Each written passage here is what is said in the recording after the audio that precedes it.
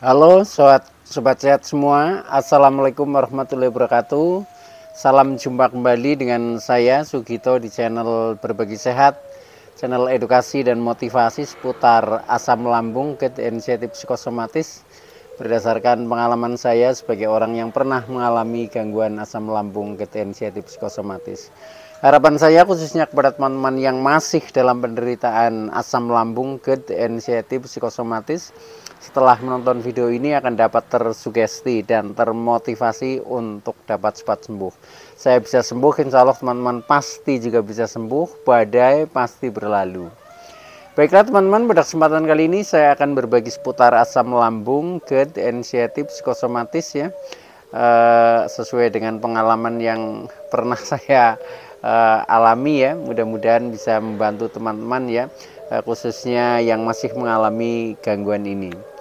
Nah, pada kesempatan kali ini saya akan bawakan topik yaitu asam lambung bukan penyakit ya, dan tidak berbahaya. Baiklah teman-teman ya, sebelum saya lanjutkan, tolong yang belum subscribe channel ini ya, klik subscribe dan loncengnya supaya teman-teman tidak ketinggalan konten video-video berikutnya. Dan jika suka, klik like, selalu bagikan ke sosial media teman-teman. Semoga bermanfaat buat kita semua.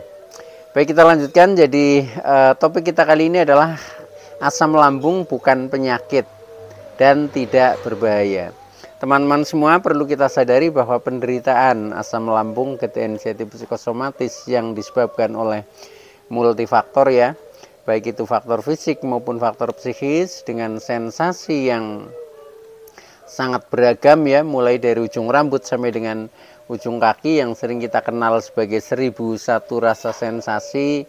Memang sungguh luar biasa ya, sungguh dahsyat dan perlu kita tangani dengan bijak agar penderitaan asam lambung, gerd, inisiatif psikosomatis dapat cepat membaik hingga sembuh total.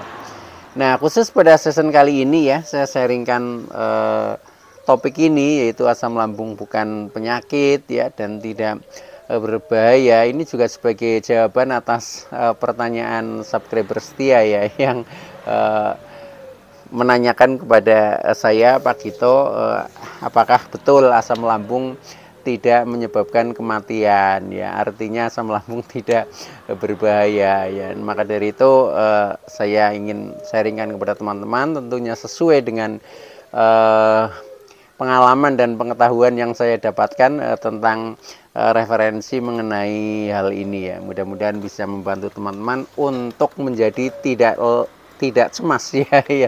Karena ketika kita masih dihantui dengan doktrin-doktrin atau mungkin sesuatu yang dianggapnya menakutkan ya, nah itu kadang membuat kita menjadi semakin ruwet di dalam kita mengalami gangguan psikosomatik gitu. Nah maka dari itu yang terpenting adalah pemahaman ya. Ketika kita paham sebenarnya nanti dengan sendirinya ya, seperti kecemasan kemudian psikosomatik itu akan menjauh juga itu. Tetapi di saat kita masih dalam keruwetan, kebingungan ya, ketakutan ya, disitulah ya itu menjadi semakin menjadi. Nah oleh karena itu saya tidak istilahnya bosan-bosannya ya menyaringkan hal ini kepada teman-teman, karena memang buat yang belum memahami, belum mengetahui, ini sesuatu banget ya, sesuatu banget yang menjadi beban luar biasa bagi kita, akhirnya mengganggu aktivitas-aktivitas kita, bahkan yang kadang kita sudah merasakan sembuh pun ya, itu kadang suatu saat ya ada sensasi nyolek ya, apalagi kita sedang istilahnya jam terbangnya sedang tinggi, kadang kita lupa kontrol diri, kita lupa mengendalikan diri ya, akhirnya kita kadang sampai kecapean ya, aktivitas berlebihan. Nah, itu akhirnya membawa kita ya untuk istilahnya pikiran menjadi lebih aktif ya, lebih aktif ke hal-hal yang apalagi hal itu kadang agak bersifat menakutkan ya, agak bersifat ini keruwetan. Itu yang kadang membuat kita menjadi tidak stabil ya, tidak stabil dalam artian asam lambungnya. Nah ketika asam lambung tidak stabil atau tidak normal ya, nah akhirnya ya sudah, kadang sensasi masih nyolek kembali, masih muncul kembali. Tetapi dengan kita memahami saja, yaitu nanti kita minimal menjadi tidak cemas ya, tidak takut, nah akhirnya mudah untuk mengatasinya. Nah untuk itu maka tolong ya video ini simak sampai dengan selesai supaya tidak gagal paham ya. Dan alangkah baiknya jika teman-teman juga menonton video-video saya yang lain ya, karena di setiap video itu saling berhubungan ya, saling melengkapi ya, sehingga pemahaman kita tentang seputaran gangguan asam lambung gejala inisiatif psikosomatis jauh menjadi lebih komplit ya. Nah dengan komplitnya referensi yang kita pahami maka akan mempermudah kita untuk berikhtiar secara holistik keluar dari jeratan gangguan asam lambung gejala inisiatif psikosomatis. Nah itu teman-teman. Nah baik ya, kembali kepada topik ya, sesuai dengan judul kali ini, yaitu asam lambung bukan penyakit dan tidak berbahaya ya. Nah ini maksudnya seperti ini teman-teman ya. Jadi yang pertama adalah asam lambung ya. Asam lambung itu harus kita pahami dulu. Jadi asam lambung adalah cairan di dalam lambung ya, yang diproduksi secara otomatis oleh lambung kita dan berfungsi untuk membantu mengurai makanan dalam pencernaan di lambung. Nah itu jadi bukan penyakit ya, justru zat yang sangat dibutuhkan oleh tubuh, dan zat itu juga diproduksi otomatis oleh tubuh kita, sehingga ya semua orang itu pasti membutuhkan dan semua orang pasti punya, itu seperti itu. Sehingga kalau kita paham seperti itu, kita tahu bahwa asam lambung itu bukan penyakit ya, semua orang punya ya, dan tubuh kita juga membutuhkannya. Nah itu yang perlu kita pahami pertama. Kemudian yang kedua, asam lambung sangat dibutuhkan ya, sangat dibutuhkan oleh tubuh ya, karena fungsinya ya yang membantu pencernaan ya. Contohnya menghancurkan makanan ya. Bayangkan ketika kita tidak memiliki asam lambung ya, ada makanan-makanan yang keras, mungkin kita menelan duri ikan ya, ini itu akan utuh teman-teman ya. Nah akhirnya tidak bisa tercerna, tetapi dengan bantuan asam lambung, nah itu akan hancur ya. Jadi contohnya duri ikan saja kalau kita makan itu akan hancur ya. Bahkan ada kadang kita lupa menelan makanan yang mungkin masih hidup ya, itu pun nanti akan mati karena asam lambung yang sifatnya yang tajam, yang keras, yang panas, nah itu akan menghancurkan semuanya. Nah itu dibutuhkan oleh pencernaan kita di dalam proses metabolisme itu teman-teman. Nah itu jadi intinya asam lambung itu sangat dibutuhkan ya, jadi bukan penyakit ya. Kemudian yang ketiga ya, yang harus kita pahami bahwa asam lambung itu bukan penyakit dan tidak berbahaya ya.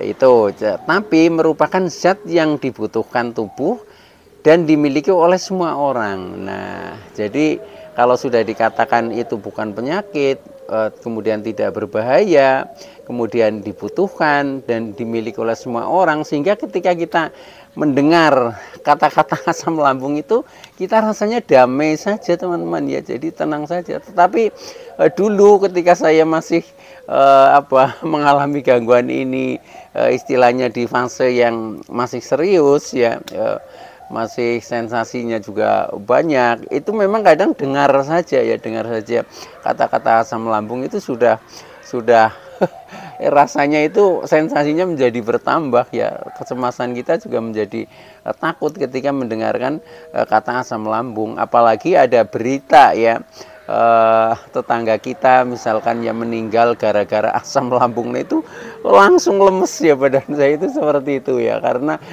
kemudian seolah-olah dicocokkan dengan diri kita sendiri, itu seperti itu. Tetapi setelah kita paham, sebenarnya nggak apa-apa teman-teman ya. Jadi kita ya wajar, yang namanya orang belum paham memang suka seperti itu, suka sensitif ya, karena belum tahu yang sebenarnya. Ketika kita sudah tahu ya, oh ternyata nggak apa-apa ya, nggak ada hubungannya dengan kita itu ya.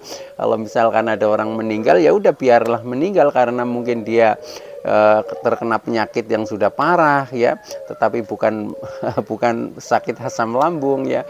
Mungkin dia usianya sudah sangat lanjut dan sebagainya, jadi kita nggak peduli itu seperti itu. Nah itu yang kadang membuat kita menjadi cemas ketika di dalam pikiran kita masih menganggapnya bahwa asam lambung itu adalah penyakit, itu adalah merupakan penyakit yang berbahaya, apalagi sampai bisa menyebabkan kematian. Nah, itu semuanya itu ilusi teman-teman ya, semua ilusi. Jadi yang jelas asam lambung bukan penyakit karena zat yang dibutuhkan oleh tubuh ya.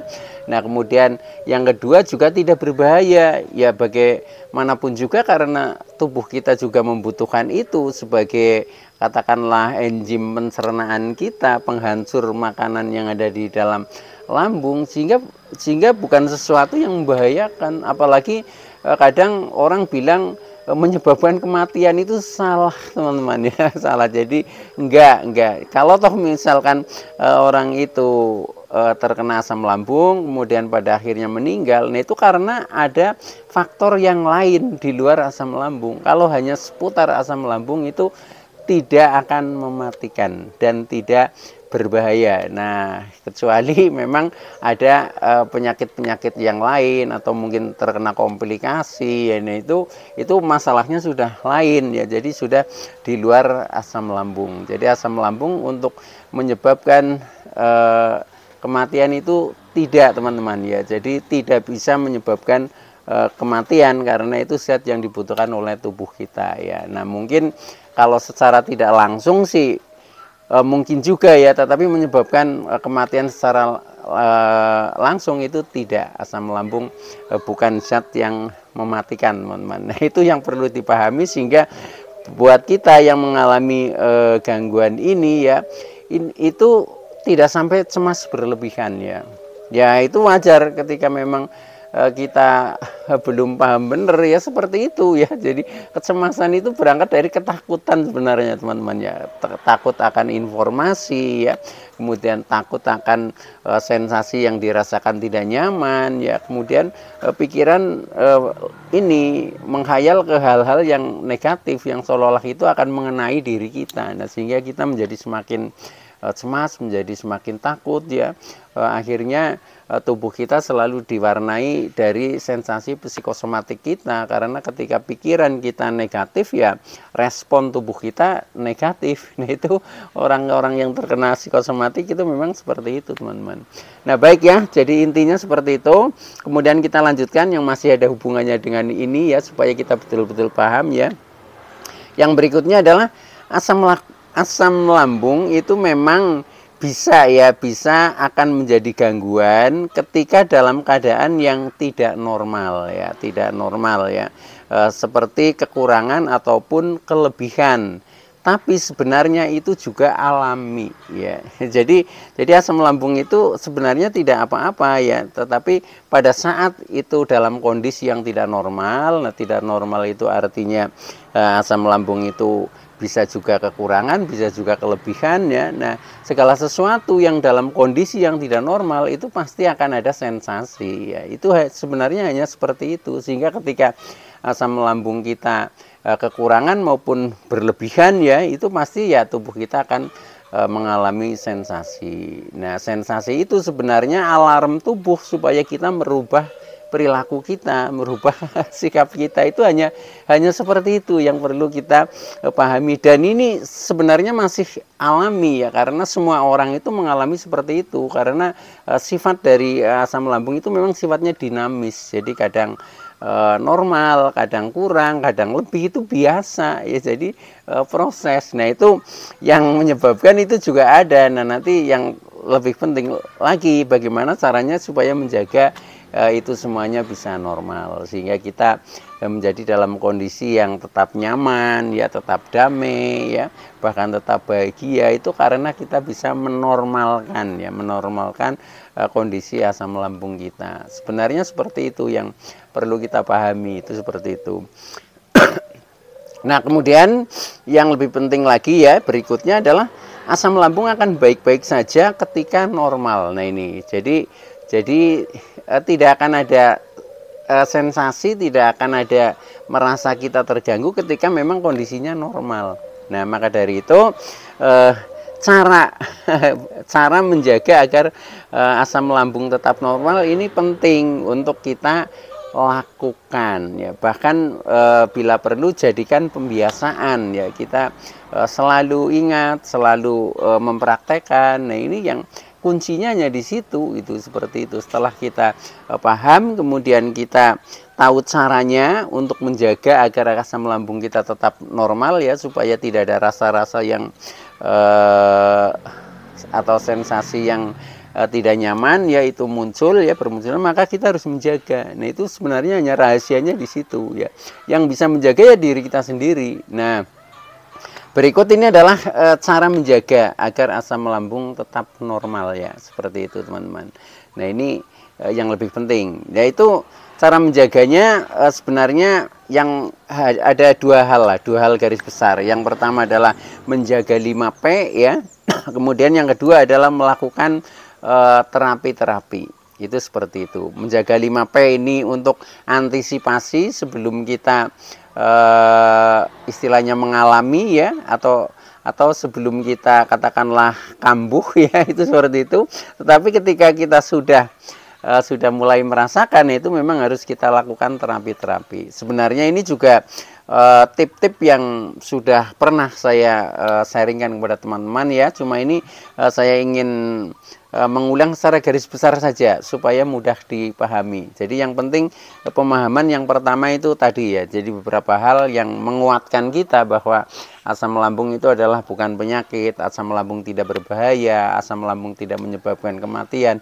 Yang perlu dipahami itu dulu, dan jadikan istilahnya doktrin di dalam mindset pikiran kita. Itu insya Allah nanti mental kita akan menjadi kuat ya, tidak akan mudah cemas, tidak mudah khawatir, tidak mudah was-was, itu akan seperti itu. Nah oke teman-teman ya, jadi cara menjaga agar asam lambung tetap normal ya, yang pertama yaitu menjaga 5P teman-teman ya. Apa itu 5P ya? Yaitu kita jaga pola makannya, kemudian pola hidupnya ya, kemudian pola pikirnya, kemudian pola perilakunya, dan pola spiritualnya. Ini sudah holistik sebenarnya teman-teman, kalau kita mempraktekkan 5P ini ya. Jadi banyak asam lambung yang disebabkan dari katakanlah pola makannya ada, tetapi juga ada yang asam lambung disebabkan karena dari pola hidupnya ya, atau bisa juga disebabkan dari pola pikir kita yang negatif, atau bisa disebabkan dari perilaku kita yang kurang baik, atau bisa disebabkan dari pola spiritual kita yang kurang yakin, misalkan seperti itu ya. Nah baik ya, jadi ini secara garis besarnya ketika kita menjaga 5P, yaitu yang pertama tentang pola makan, itu intinya ya, ini intinya berusaha makan tepat waktu yang pertama. Kedua, makan dengan jadwal yang normal, dengan pilihan menu yang normal ya, tentunya menu yang sehat ya, dan atur istilahnya seperti porsi dan lain sebagainya juga jangan berlebihan ya, demikian juga minum juga berlebihan. Dan yang terakhir hanya mengendalikan makanan pantangan, makanan-makanan yang kira-kira membuat kita sensitif lambung kita, nah itu tolong dikendalikan. Itu sebenarnya hanya itu ya, untuk yang seputar seputar pola makan. Nah, seputar pola hidup ya, intinya kita harus memiliki keseimbangan antara ya aktivitas atau kegiatan ya, contohnya bekerja ya, dengan istirahat ya, dengan waktu istirahat ya, dan dengan waktu relaksasi ya. Jadi nah itu saya sering membagi waktu itu hanya menjadi 3, yaitu dengan pola 8-8-8. Jadi 8 jam untuk bekerja ya, 8 jam untuk istirahat atau tidur ya, kemudian 8 jam lagi itu adalah untuk seperti ibadah, relaksasi, meditasi ya, afirmasi, dan seterusnya, termasuk melakukan hobi. Itu porsinya 8 jam yang ketiga, itu seperti itu. Nah itu di dalam kita mengatur pola hidupnya ya. Untuk lebih detailnya ya, ada di konten saya yang lalu ya, yang dengan judul mengatur pola hidup ya untuk penderita asam lambung, itu seperti itu. Nah kemudian tentang pola pikirnya ya, Yang ketiga tentang pola pikir, yaitu ya intinya kita pada saat mengalami gangguan asam lambung, kemudian sensitif psikosomatis, pikiran kita sering negatif ya. Nah, ini kita harus mampu merubah ya, dengan mindset pikiran kita selalu positif. Jadi hanya dibalik saja, yang dulunya masih sering berpikirnya negatif, nah dirubah menjadi berpikir positif. Itu untuk mengatur pola pikir. Nah, untuk pola perilakunya ya, nah ini kita harus sadar diri teman-teman ya. Sadar itu artinya bisa menemukan kekurangan diri kita sendiri dan berani memperbaiki. Nah, itu terletak pada pola perilaku. Artinya kita meningkatkan perilaku kita yang tadinya mungkin kurang baik menjadi baik, yang sudah baik menjadi lebih baik, dan seterusnya. Jadi mudahlah seperti itu ya. Nah, yang terakhir yang hubungannya dengan 5P adalah pola spiritualnya. Ya.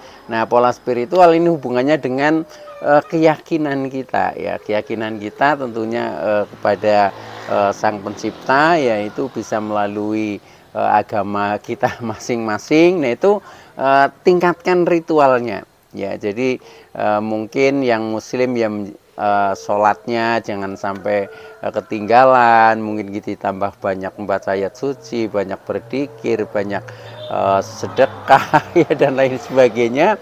Nah, itu yang membuat kita menjadi semakin kuat secara spiritual ya, itu. Dan itu sebenarnya juga masih banyak lagi ya, yang ini hanya secara garis besar saja. Nah, itu untuk lebih detailnya di video yang lalu saya sudah pernah mengulas tentang pola spiritual yang baik itu yang seperti apa. Nah, itu pernah saya sampaikan juga. Nah, silahkan ditonton kembali ya. Nah, kemudian yang kedua, selain kita menjaga 5P ya, kemudian kita melakukan terapi-terapi teman-teman. Jadi bisa terapi, meditasi, relaksasi, afirmasi ya, termasuk olahraga ya, nafas ya, itu juga sudah ada di dalam video-video saya yang lalu ya, dan semuanya itu menjadi membantu membuat kita akhirnya secara fisik menjadi kuat kembali, sehat kembali, dan secara mental atau secara rohani kita juga menjadi kuat juga ya. Artinya mental kita menjadi kuat. Nah, dengan seperti itu ya sudah, kita sudah menjadi sembuh total ya, seperti sedia kala lagi, itu seperti itu. Karena kita sudah tidak ada istilahnya kebimbangan, keraguan ya, was-was, apalagi cemas, itu sudah